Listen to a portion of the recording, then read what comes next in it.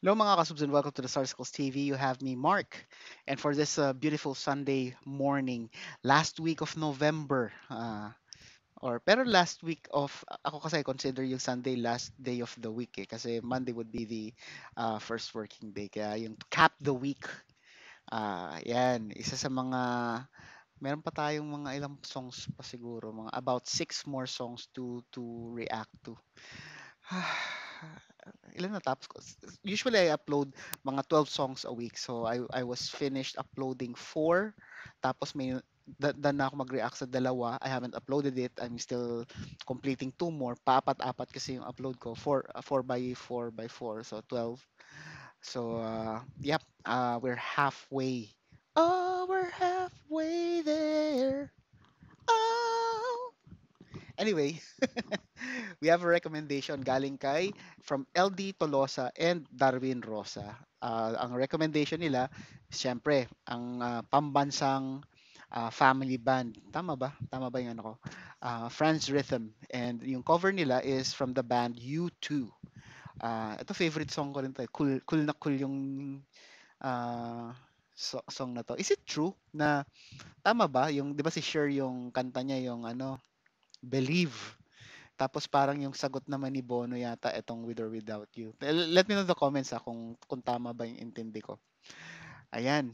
Before we give this song a go, quick thank you lang. Maraming salamat to all our viewers, subscribers, members, and sponsors sa patuloy na suporta. And without any further delays, let's give this song a go. In 3, 2, 1.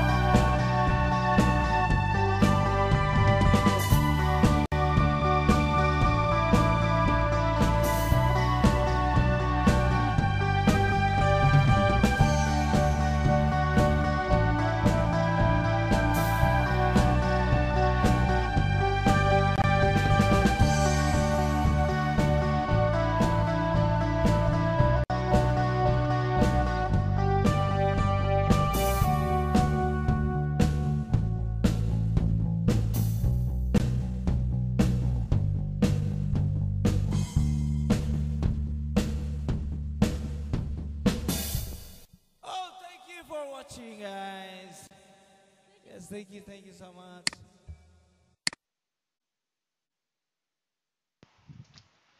And that's the end of the song. Nice. Kuwang-kuha. Kasi ano, um, I was expecting, kasi 'di ba yung the song is yung the actual record, if I remember correctly, fading yun eh. Kaya talagang ano, kaya medyo mahaba yung kanta. And talagang ginawa nila rin yung fading na part. Ano yun eh, 'di ba yung yung ano tas pero ang cool nung pagkaka-simpra nila. The chords that were used, hindi ko alam kasi yung kung ito yung kung standard tuning ba or what have not si U2. Pero sila kinuha nila sa key of D. So I'm not sure si U2 kung key of D rin sila or key of C. Pero yan yung chords D, A, B minor, G. At I think ito rin yun kahit chorus eh. Oh, ito nga yun. Parang all throughout the song, ito lang yung chords na ginamit. Anyway, yung so gumamit ba ng slide bar? Kasi nakita ko kanina yung sa bandang second verse ko na yata nakita eh na may binaba siya. Kaya gumamit ba siya ng slide? Ay, hindi naman. Hindi naman siya gumagamit ng slide bar, no? Pag tinignan mo mabuti. Pero later on, you will see na meron that she placed something dito on top ng keyboard na cylindrical. Kaya I was thinking na parang merong siyang nirarab na kaya yun yung tunog ng gitara niya yung sa yung sa intro part. I'm not sure lang kung ayan, kung sa left hand ang pagbabasihan, she's not holding anything. Pero yung right, medyo natatakpan nung mic stand. Pero kita mo naman yung shape nung hand niya, parang may hawak lang siya naman na pick. Anyway, we will notice later on mamaya habang nagre-react tayo kung kailan niya ibababa. When will she put it down sa keyboard. So anyway, yung guitar sweat, ano yun eh, 'di ba? Parang alanganing feedback, alanganing guitar swell, 'di ba? Yung from the original, ayun no, she's holding something. Ayan. That's what I was talking about. For some reason, they were looking at each other, tapos nagkangitian sila. I'm not sure why. Siguro ano lang, walang connection sa kanta, baka nagkatinginan lang. Anyway, yung going back, yung sa original song din kasi parang yun nga eh. Hindi ko rin ano kung swell tuloy or sustain lang. Pero you can see with her guitar, solid yung sustain, no? Kasi ang tagal eh. The sustain really lasted until she either uh, picked on another note or when she released yung left hand niya sa guitar. So well calibrated, well intonated yung guitar nila.